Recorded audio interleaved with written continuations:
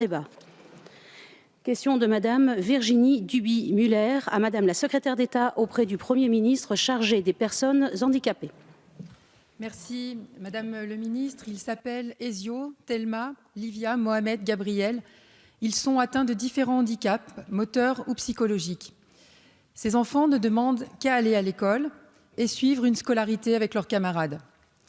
Aujourd'hui, ils subissent pourtant avec leur famille la situation très dégradée de l'accompagnement scolaire des enfants handicapés. Car 5 mois après la rentrée en Haute-Savoie, comme dans de nombreux autres départements, le manque d'auxiliaires de vie scolaire fait toujours cruellement défaut. Pour ces professionnels, les conditions d'exercice de leur profession sont extrêmement difficiles. Manque de formation, salaire peu valorisant, contrat majoritairement à temps partiel, arrêt maladie fréquent sans remplacement. Les enfants ne bénéficient donc que partiellement de leurs heures notifiées néanmoins par la Maison départementale des personnes handicapées MDPH.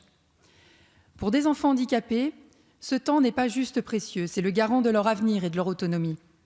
En les privant totalement ou partiellement de ce temps complémentaire à la scolarisation, on les prive de leur capital d'avenir.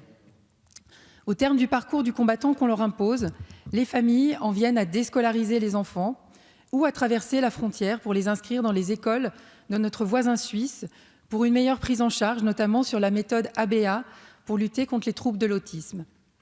Madame le ministre, l'accès à l'école adaptée doit être la même pour tous les enfants sur l'ensemble de notre territoire.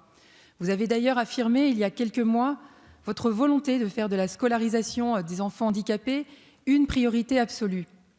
Aujourd'hui, ce sont pourtant des solutions au rabais qui sont proposées aux familles et l'inégalité scolaire gagne du terrain.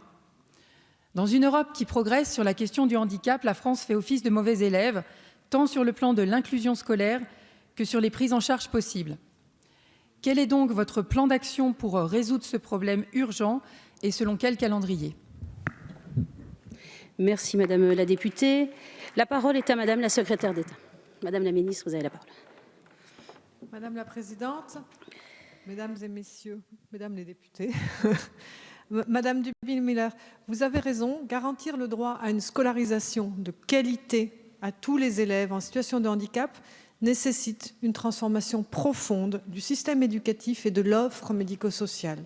Le gouvernement s'y est pleinement engagé et de façon totalement interministérielle. La problématique des accompagnants ne peut pas expliquer à elle seule les difficultés de scolarisation des élèves en situation de handicap et en particulier de ceux présentant un trouble du spectre autistique. Les unités d'enseignement dédiées, comme de nombreuses autres adaptations, sont tout aussi déterminantes.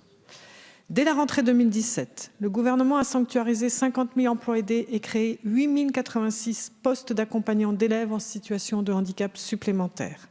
Les dotations en emploi permettent de couvrir les besoins de près de 164 000 élèves notifiés. Pour autant, sur certains territoires, et notamment en Haute-Savoie, comme vous l'avez noté, les difficultés de recrutement entraînent des délais d'affectation faute de candidats.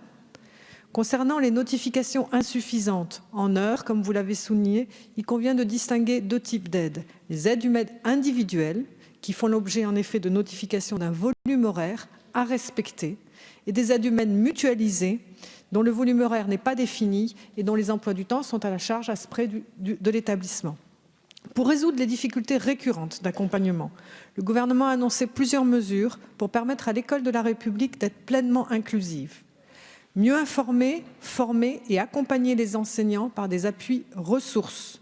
Une plateforme va être dédiée pour la rentrée scolaire sur en 3 clics, trouver des informations nécessaires et suffisantes pour mieux scolariser et accompagner les enfants handicapés. Multiplier et diversifier les modes de scolarisation.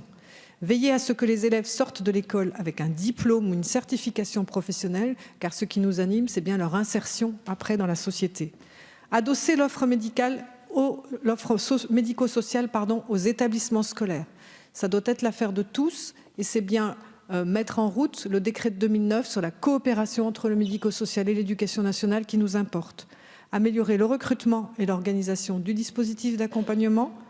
Transformer durablement l'accompagnement des élèves en situation de handicap pour qu'ils gagnent en efficience, en professionnalisation. Éviter ce turnover qui est vraiment préjudiciable aux ruptures de parcours.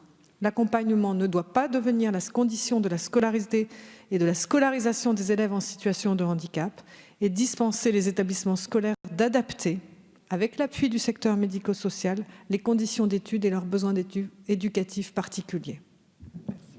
Merci. Madame la députée, vous souhaitez reprendre la parole? Merci Madame le ministre pour ces éléments.